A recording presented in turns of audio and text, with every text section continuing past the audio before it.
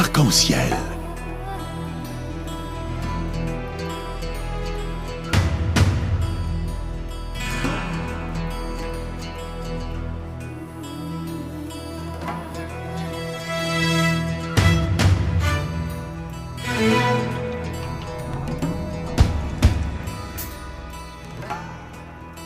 Arc-en-ciel, votre émission marocaine, chaque dimanche de 14h à 15h pour tout savoir sur le Maroc.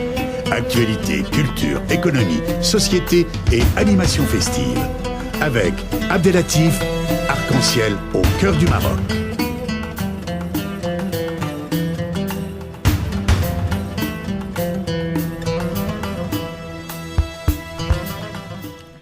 Bonjour à toutes et bonjour à tous et bienvenue dans l'émission Arc-en-ciel sur Radio Pluriel.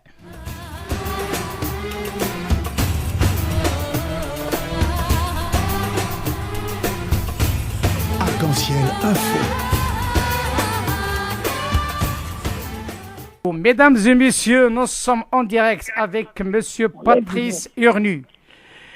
Monsieur Patrice Urnu n'est qu'un docteur en mathématiques et en économie appliquée, administrateur co-rédacteur avec Jean-Michel Belogri du chapitre environnement du programme Changer la vie du Parti socialiste en 1972, un des premiers programmes comportant une approche environnementale. Et comme vous le savez, nous défendons ce thème de développement durable et nous sommes heureux de recevoir avec nous M. Patrice Urnu, qu'on va essayer de développer son CV à travers cette émission. Monsieur Patrice Urnu, bonjour et bienvenue dans l'émission Arc-en-ciel. Bonjour à vous et à vos auditeurs et merci de me recevoir, bien sûr. Écoutez, vous savez, il s'agit d'une émission franco-marocaine qui se situe à la ville de Saint-Priest, à Lyon. Et lors de notre échange, la relation de la famille Urnu avec la ville de Lyon et la région Rhône-Alpes, elle est forte, mais aussi elle est forte sur le plan marocain. Et je souhaite, comme on a échangé hier, et pour moi c'est un grand honneur, de parler un petit peu de cette relation, la famille Urnu et le Maroc, et le royaume du Maroc. Il s'agit surtout de mon père, Charles Urnu, qui est effectivement, dans les années 1954, lorsque Pierre Mendès France commençait à réfléchir à l'indépendance du Maroc, il avait envoyé mon père en mission, on va pas dire secrète, discrète, pour essayer d'imaginer ce que pourrait être le régime politique du Maroc après son indépendance. Il s'agissait évidemment pas de décider à la place des Marocains, mais d'aider à la mise en place d'une transition. Et si on se réfère à la discussion très courtoise que nous avons eue ensemble hier, effectivement, mon père a essayé de convaincre, donc avec succès, Pierre Mendès France de ne pas essayer d'instaurer au Maroc une, je dirais, démocratie à l'occidentale, mais de respecter en quelque sorte la culture. Et c'est ainsi que progressivement le choix de la famille de Mohamed V a été fait. Pierre Mendès France a tout fait pour le favoriser, parce que l'idée c'était qu'on peut pas instaurer un régime politique sans respecter la culture des habitants, et qu'au fond, si la démocratie au sens le plus large et le plus philosophique du terme est un idéal français, européen et universel, c'est d'abord un chemin vers lequel on progresse avec sa propre tradition.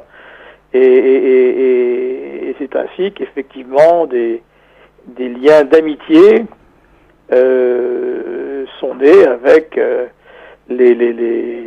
on va dire les chefs spirituels et culturels du Maroc traditionnel, on va dire ça comme ça. Bien sûr, Monsieur Urnu, mais comme vous le savez, donc cette relation France-Maroc, elle est ancestrale et solide, malgré les hauts et les bas qu'il peut avoir par temps politique. mais il est solide et on le constate et on le sent à travers ces citoyens français qui ont un amour propre par rapport à ce pays. Quelque part, c'est une assurance pour la nouvelle génération, c'est une assurance aussi pour la génération future, comme quoi cette relation France-Maroc, malgré la chamaillade qui peut avoir ou qui peuvent avoir encore lieu, ce que je ne l'espère pas, mais en tout cas, tout est possible, mais il est fondé sur des solides bases et des solides relations qui datent depuis plusieurs années. Et comme vous l'avez bien évoqué hier, on parle d'un Maroc, d'un pays qui est, avec sa civilisation très très ancienne. Oh ben elle est multimillénaire. Hein. À l'époque comment dire, des racines de l'Europe en Grèce, au Proche-Orient, le Maroc, c'était la mer occidentale, c'est-à-dire là où se couche le soleil, c'était l'horizon qu'on regarde. Et effectivement, on pense d'ailleurs aujourd'hui que peut-être l'écriture a été inventée dans ce qui est devenu un désert, mais qui n'était pas un désert il y a à peu près 8000 ans, qui était une savane, et puis avec le refroidissement, le désert a gagné.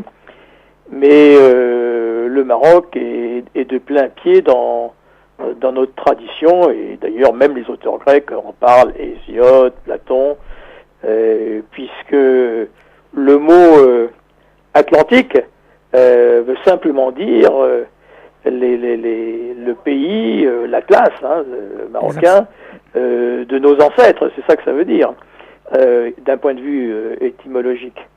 Et c'est vrai que souvent, je regrette que les Français, mais même parfois peut-être les Marocains eux-mêmes, sous-estiment la grandeur de leur culture. Et je pense que dans la coopération d'amitié entre l'Europe et les pays du Nord Sahel, cette revalorisation de l'histoire, cette vérité historique finalement, elle ne peut que contribuer à l'amitié, à la fraternité et à une meilleure vision peut-être de nos rôles et de nos apports respectifs, voilà, qu'il faut respecter évidemment. Exactement, M. Orny, donc c'est tout l'objectif et l'objet de cette émission Arc-en-Ciel sur Radio Pluriel, qui essaye chaque dimanche de proposer des personnalités de gros calibre, hein, donc des personnalités qui connaissent la réalité de l'histoire et qui sont au courant d'un certain nombre de dossiers pour mettre en valeur, pour mettre de la lumière. Parce que le souci qui se pose, c'est l'amalgame, et l'amalgame vient de l'ignorance. Et l'ignorance, c'est le résultat de manque de communication. On essaye avec les moyens de bord pour permettre à notre pays d'origine de se faire connaître auprès de notre pays d'adoption. Et l'objectif, simplement, de mettre en valeur aussi cette relation économique qui est de taille entre les deux pays. Comme certainement vous connaissez autant que moi le Maroc, vous l'avez bien visité, et vous avez constaté cette évolution économique et politique qui a connu le pays jusqu'à maintenant. Que vous inspire-t-il ? J'ai surtout, je suis allé à Rabat, Casablanca, puis dans toute cette région, en mission d'ailleurs, souvent sur des problèmes de sécurité conjointe, parce que nos pays en fait coopèrent déjà, ils devraient le faire plus, mais ils coopèrent déjà évidemment. Et j'ai surtout trouvé qu'il y avait une joie de vivre extraordinaire et une aspiration au développement vraiment extraordinaire. Et au fond, au Maroc, c'est vrai qu'il y a un peu deux pays. Il y a le pays de la modernité et il y a le pays de la tradition. Mais ce qui m'a surpris, c'est que les deux sont conjoints, ne s'opposent pas et participent au fond d'un même élan national. Enfin, du moins, je dis ça, c'est l'impression que j'ai eue. Maintenant, vous êtes mieux placé que moi pour en parler. Mais j'ai pas trouvé ce divorce qu'il y a. Par exemple, entre comment dire les pauvres et les riches, il y a quelque chose qu'on a de plus en plus dans les pays européens avec la crise, et j'ai eu le sentiment d'une véritable communauté d'aspiration, de communauté de destin, comme on dit. Parfait. Monsieur Patrice Ernu, on a parlé hier d'un dossier qui me tient à cœur, qui vous tient à cœur plus que moi, parce que vous l'avez défendu depuis plusieurs années. Vous êtes un homme de combat, un homme qui tient tête par rapport à cette peur pour tout ce qui est vert, tout ce qui est développement durable. Oui. Vous êtes un homme de combat par rapport à cette notion de la durabilité. Il y a beaucoup de monde qui ne comprennent pas ce que c'est que le développement durable. Pourriez-vous me la définir, s'il vous plaît? Oui, c'est-à-dire que bon, il y a plusieurs définitions. Il y a celles qu'on trouve dans les dictionnaires et dans les médias, mais personnellement, j'en ai un peu une autre. En fait, vous savez que tout a commencé dans les années 70 avec le rapport Meadow, qui était le rapport qui a été élaboré par le MIT pour le Club de Rome. Et ce rapport, au fond, il dressait un constat qui n'a fait que se confirmer, c'est-à-dire que, compte tenu du développement de la population à l'échelle mondiale, compte tenu du fait que notre industrie utilise de plus en plus de ressources, eh bien, un certain nombre de ces ressources risquaient de manquer, et que par conséquent, la valeur, en quelque sorte, la valeur des biens, elle n'était plus simplement fonction du nombre d'heures de travail qu'il avait fallu pour les produire, mais qu'elle dépendait étroitement des ressources, et notamment des ressources énergétiques, dont on aura besoin plus tard pour les produire, ce qui évidemment complique énormément l'analyse économique, puisque à partir du moment où, si vous voulez, la valeur elle est fondée sur des équilibres qui sont futurs et qu'on ne connaît pas encore,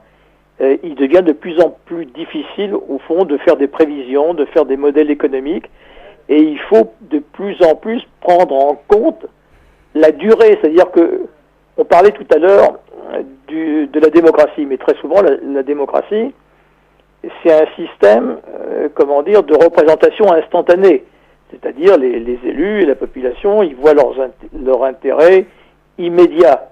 Mais dans un monde où les ressources risquent de manquer, il faut voir de plus en plus loin, et on ne peut pas voir plus loin sans prendre en compte son passé. C'est-à-dire que il faut aussi repenser la démocratie, ce qu'on appelle la gouvernance, en quelque sorte. Exactement. Donc le développement durable, c'est tout ça. C'est au fond dire, il suffit pas de voter aujourd'hui et demain, encore faut-il avoir une vision politique, une vision sociétale, une vision spirituelle de l'avenir, une communauté de destin, comme je le disais tout à l'heure, et le développement durable, c'est cette révolution, c'est-à-dire apprendre à penser le futur et pas simplement l'instant présent. Un arbre peut mettre 100 ans pour grandir, évidemment, quand on coupe les arbres aujourd'hui, très souvent, on ne pense pas aux dommages que subiront nos enfants, nos petits-enfants.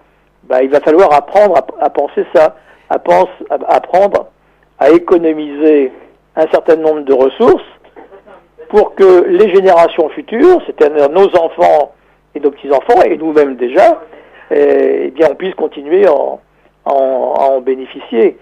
Et tout ça nous conduit à considérer qu'il n'y a pas d'un côté au fond les pays riches et les pays pauvres, mais qu'il y a une solidarité à l'échelle planétaire, et qu'au fond demain il faudra que nous soyons tous solidaires. Exactement. Et par conséquent, il faut apprendre à coopérer, et ça, il faut apprendre dès maintenant. Exactement. C'est surtout le travail qu'on travaille dans le cadre, comme on a évoqué hier. Mais je sais, c'est ce que vous faites, oui. Voilà, c'est ça, dans le cadre de la coopération triangulaire, de permettre ce lien entre les pays du Nord et les pays du Nord du Maghreb, du Nord de l'Afrique et l'Afrique, pour permettre ce dialogue sociétal, ce dialogue économique, ce dialogue politique, pour qu'il y ait un réel besoin d'un avenir commun qui doit être le premier à se mettre sur la table devant tout le monde. Et j'enchaîne avec quelque chose qui vous appartient, donc j'aimerais bien avoir une petite clarification parce que c'est vrai, c'est magnifique de le dire. On parle de l'écologie bleue avec un E. Au lieu que ce soit vert, alors de quoi il s'agit? Écoutez, il y a un grand écologiste hollandais récemment, ça m'a fait très plaisir, qui a dit le vert c'est bien, mais le bleu c'est mieux. Oui, bon. Et alors, en fait, ça veut dire quoi? Parce que le mouvement écologiste, les Greens, les Verts, se sont constitués en grande partie sur la peur que pouvait inspirer un avenir cataclysmique où on allait manquer d'énergie, où la température allait dépasser les 2 degrés mythiques et on dit la planète brûle, ça va être la catastrophe. Donc elle est en grande partie fondée sur la peur. Or, c'est ce qu'à titre personnel, je suis pas le seul, je conteste, parce que la peur, elle est très souvent mauvaise conseillère.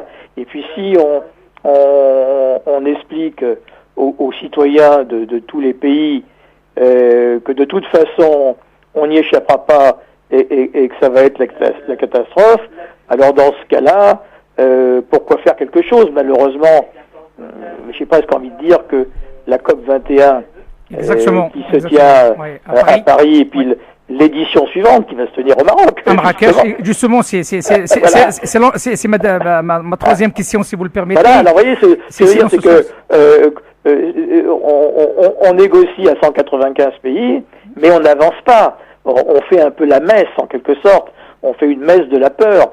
Mais moi, je milite plutôt pour le bleu de l'horizon, le bleu de la planète, toute fameuse planète bleue, et la confiance en l'avenir. Parce que sinon, je prends par exemple les pays africains, on dit mais leurs engagements sont pas à la hauteur. Eux répondent oui d'accord, mais si c'est pour prendre des engagements qui ne seront ni respectés ni financés, à quoi ça sert? Donc faisons ce qui est possible et faisons-le ensemble de manière réaliste et partagée. C'est ça l'idée de l'écologie bleue plutôt qu'une écologie verte. C'est une écologie de la confiance. Exactement, mais lorsque vous parlez de bleu, on parle aussi de l'eau. Parce que oui, on parle de l'eau parce que évidemment il y a dans ce que les médias disent beaucoup d'inexactitudes. Par exemple, on pense que la chaleur et le carbone, le CO2, sont une mauvaise chose en soi. Mais c'est inexact. C'est quand nous sommes sortis de l'ère glaciaire et que la température, ça s'appelle l'Holocène, s'est élevée à un niveau qui était supérieur au niveau actuel. D'ailleurs, dans les anciens textes, on appelle ça l'Éden, le paradis. Vous voyez, le paradis, c'est quand il faisait chaud, en quelque sorte. Bon. Eh bien, à cette époque, les déserts ont reculé. La savane, notamment au Maroc, la savane, s'est développée. Et c'est au contraire, à la fin de cette terre paradisiaque, à la fin de l'Éden, lorsque ça s'est un peu refroidi, que les déserts ont avancé, parce que le froid dessèche.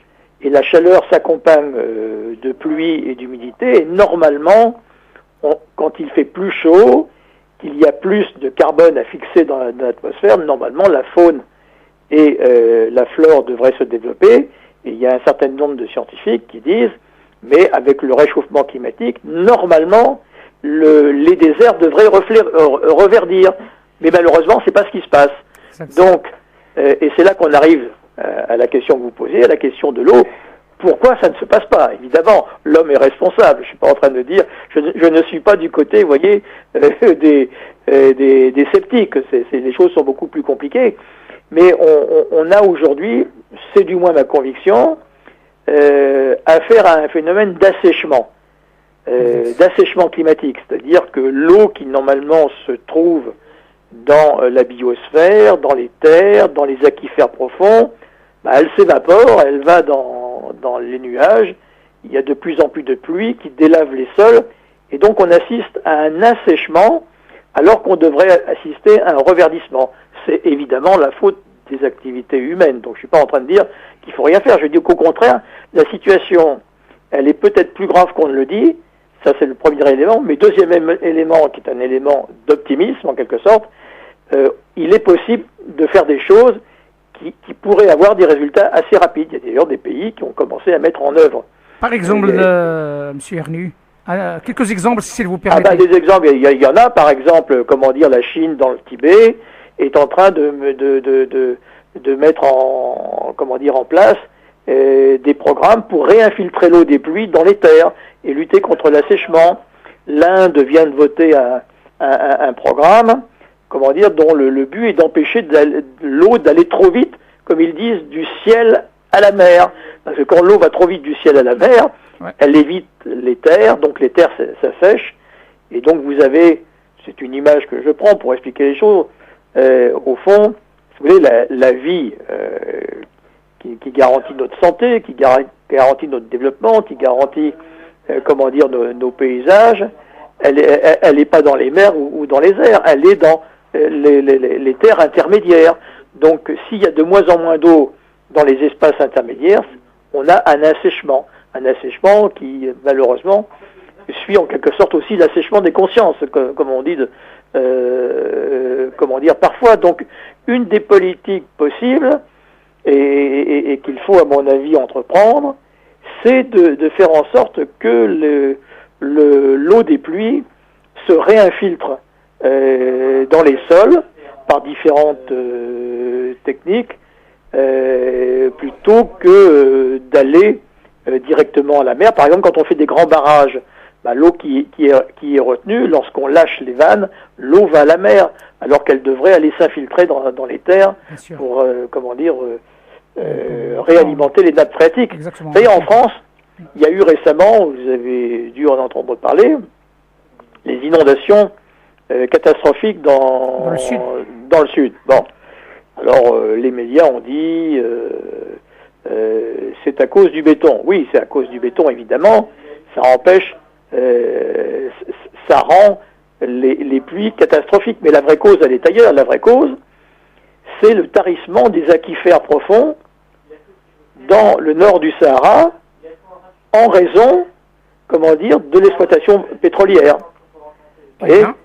Parce que, je ne vais pas me lancer dans une explication technique compliquée, mais ça modifie en quelque sorte le climat et les vents plus chauds qui viennent avec l'anticyclone, quand ils passent au-dessus des mers, ils se chargent de molécules d'eau qui vont être déversées sur les côtes.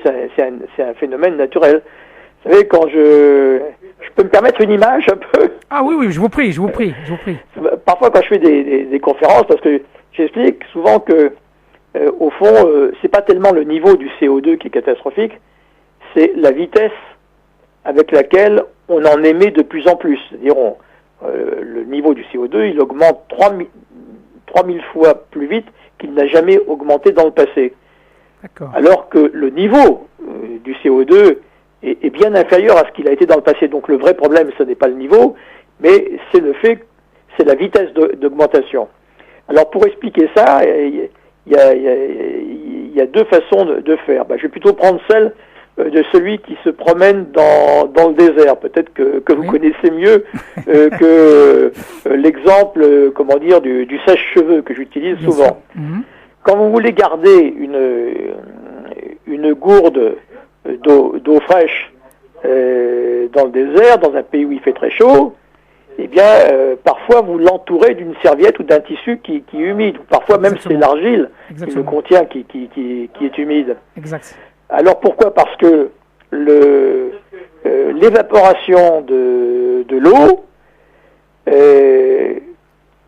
dont les molécules sont aspirées par le CO2 de l'atmosphère, qui est plus chaud, qui est chauffé, elle produit une réaction chimique qui refroidit le contenu de la gourde, et donc l'eau est fraîche. C'est comme ça que sous la cour de Louis XIV, on faisait de la glace alors qu'il faisait chaud l'été. Voyez ? Et par conséquent, quand vous n'avez plus cette humidité dans les terres, vous avez un phénomène inverse, et ces terres, elles se réchauffent, elles réchauffent elles-mêmes l'air, et elles s'assèchent. Et on assiste à un assèchement climatique. C'est-à-dire que dans certaines régions, vous allez avoir des pluies diluviennes, et dans d'autres, vous avez un désert qui avance, mais ce sont deux conséquences apparemment opposées qui ont la même cause, qui est la perturbation du cycle de l'eau. Alors je pense que l'eau, ça va sans doute devenir le problème numéro 1 dans les décennies à venir. Justement, Monsieur Ernu, parce que c'est la question qu'on est en train de travailler dessus là, par rapport à l'événement je vous ai parlé, oui. Sabinour, qui va avoir lieu donc au mois de février prochain, 11, 12, 13 février, qui est dédié à la ville et à la ville durable. Oui. La question qui se pose, est-ce que lors de COP 21 et même celui de COP 22, surtout de COP 21 qui pour demain, est-ce que la question de l'eau est traitée autant que la question du gaz? Ben non, elle est insuffisamment traitée. Ça vous posez une excellente question. À la COP 21 à Paris, la question ne va pas être traitée puisque l'organisation, le bureau du GIEC, qui est l'organisation onusienne qui chapeaute le secrétariat de ces conférences des parties, donc c'est la 21e, a refusé de coordonner ses travaux sur les gaz à effet de serre avec les travaux d'autres organismes sur la flore, sur le cycle de l'eau et sur la faune. Et je pense d'ailleurs, comme le Maroc est plus sujet actuellement, parce qu'un jour ça arrivera aussi à l'Europe, à la question de l'assèchement que la France, c'est peut-être une direction dans laquelle il faut creuser, parce que pour quand on lit le rapport du GIEC, vous savez, le rapport du GIEC, il est le résultat de la contribution de nombreux experts, 3500 je crois, mais malheureusement personne ne le lit. Il fait 1000 pages, personne ne le lit. Bon, voilà, bon... alors moi je l'ai lu une fois et demie, parce que j'ai fait un cycle de cours dessus, donc il m'a fallu que je le lise dans le détail. Il est extrêmement intéressant. Mais comme les responsables politiques ne le lisent pas, alors le bureau du GIEC fait un rapport de synthèse d'une 20aine de pages qui est dit à l'attention des dirigeants. Mais malheureusement, cette synthèse, souvent, elle n'est pas faite par de vrais scientifiques, mais par des politiques.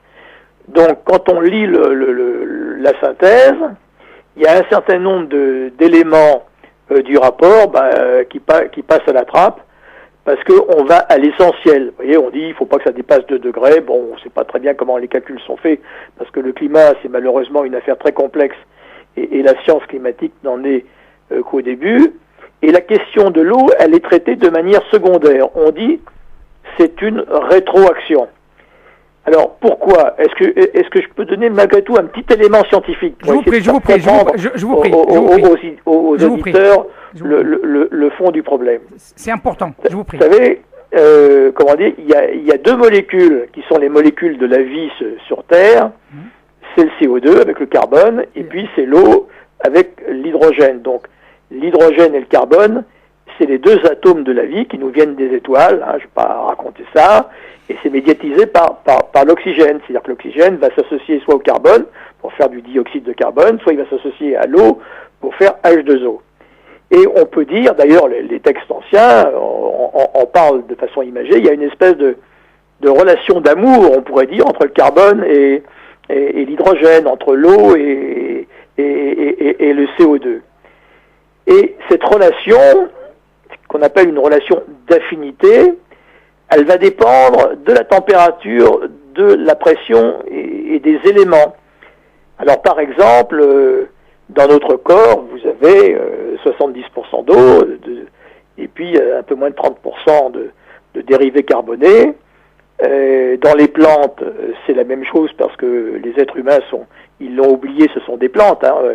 Les racines du ciel et les racines de terre, nous les avons internalisées sous forme de poumons et d'estomac, mais en réalité, on fonctionne exactement de la même façon. Et vous avez donc un équilibre qui est physico-chimique entre l'eau et le gaz carbonique. Alors le gaz carbonique, dans l'atmosphère, il est à l'état de trace, il y en a très peu. Mais dans sa relation d'équilibre, il s'associe avec 12 à 20 molécules d'eau. C'est-à-dire quand vous avez une molécule de gaz carbonique de plus dans l'atmosphère, par cette relation d'affinité, il va prélever dans les terres, dans les océans, dans les rivières, partout, 12 à 20 molécules d'H2O, d'eau. Et ça, c'est en fonction de la température, de la pression, d'un certain nombre de facteurs. Alors, quand vous lâchez du gaz carbonique dans l'atmosphère en grand nombre, comme l'industrie est en train de le faire à l'heure actuelle, eh bien, de l'eau venue des océans, venue des terres, va s'associer à ce gaz carbonique.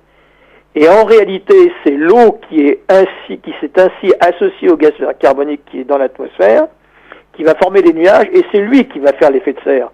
En fait, ce n'est pas le gaz carbonique qui fait effet de serre, ou très peu, mais c'est l'eau qui vient s'associer au gaz carbonique. D'accord. Et 60% de l'effet de serre vient en fait, de l'eau qui est contenue dans l'atmosphère. Mais c'est effectivement les émissions de gaz carbonique qui le déclenchent. Vous voyez la subtilité. Bien sûr.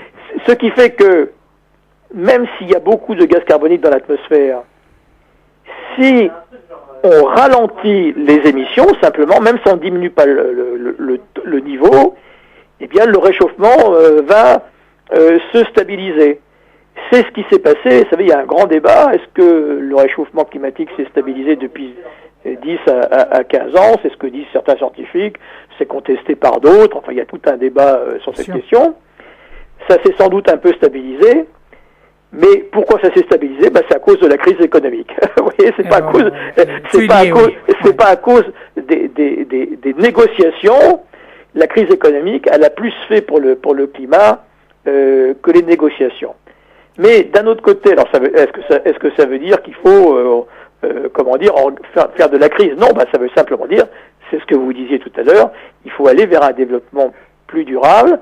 C'est-à-dire qu'il faut se développer autrement avec des technologies. C'est là peut-être que votre coopération triangulaire peut prendre tout son intérêt, parce que évidemment les pays qui sont les moins développés, pourquoi n'auraient-ils pas droit en quelque sorte de s'asseoir à la table du progrès et du développement? C'est profondément injuste. Donc on voit bien qu'il faut que les pays coopèrent pour trouver des modes de développement nouveaux qui soient moins émetteurs ou qui permettent de réguler ces émissions. Et c'est ce qu'on appelle aussi le développement durable, évidemment. D'où l'objet, M. Ernier, de la dernière visite de M. Nabil Ben Abdallah, le ministre de l'Habitat et de la politique de la ville chez nous ici sur la région sur le nord d'Isère et notamment à la région Rhône-Alpes, et est venu avec nos amis de la CAPI aussi de la métropole parler du programme des villes nouvelles marocaines. Oui, parce qu'il y a un très gros programme. Je crois qu'il y a 6 grandes villes nouvelles marocaines. Oui, il y en aura 15 à l'origine. Il y en aura 15, d'accord. D'ici 2020.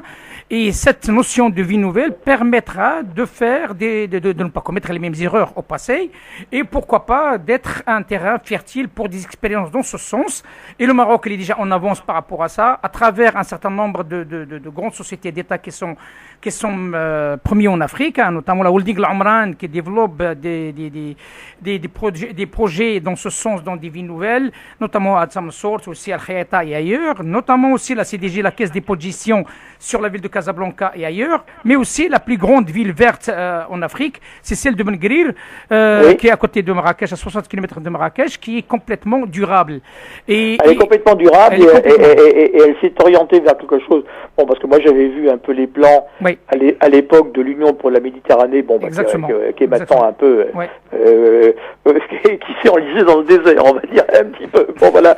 Mais c'était très intéressant effectivement parce que vous disiez tout à l'heure, il ne faut pas commettre les erreurs qui ont été faites dans les villes nouvelles européennes, et notamment il y a un élément dont puisqu'on parlait de l'eau, c'est que on a bétonné, on a fait des grandes places en ciment avec des promenades, etc.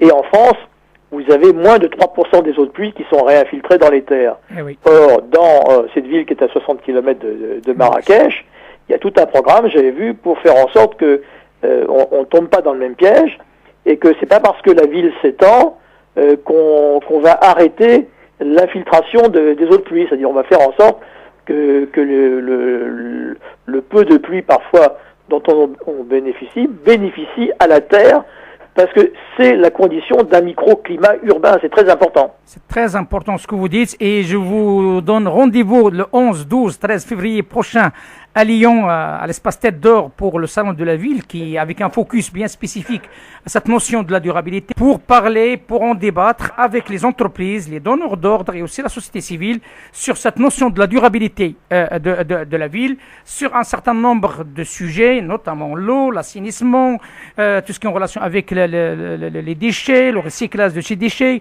le mobilier urbain, parce que ça aussi il a un rôle moteur dans la durabilité de la ville.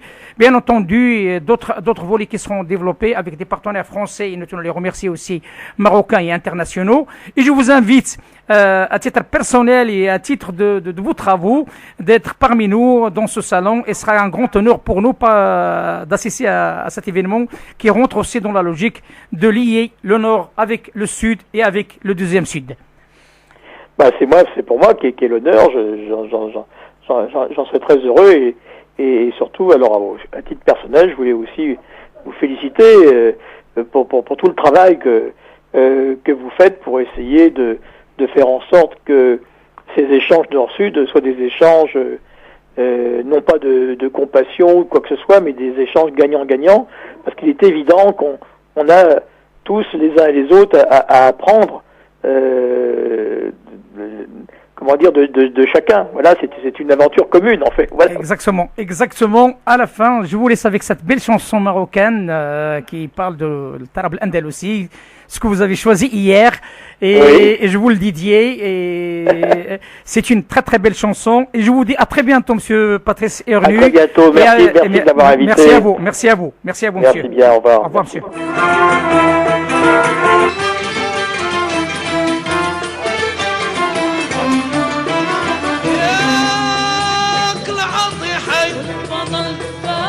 والكريم خير باقي والعلقة والقلب الصباح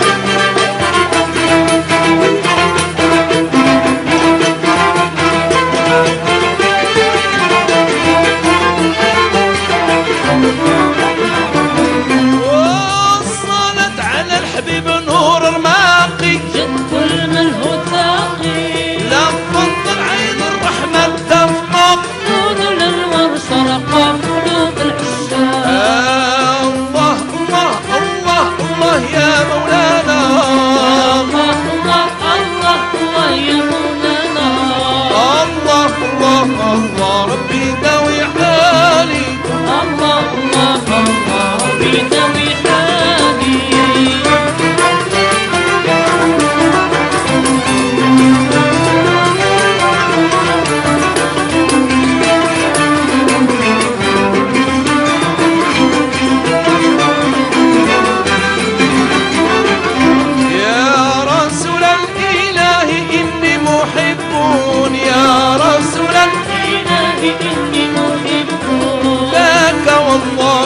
شائق مستهام